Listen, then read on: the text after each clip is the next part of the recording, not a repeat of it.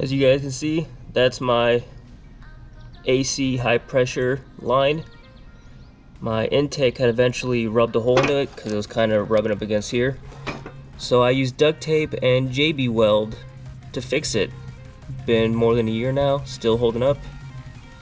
So making this little quick video, I want to hear your guys' backyard mechanic fixes and whatnot. So let me know in the comments. Interesting to hear everyone's fixes. Didn't even get to bronze.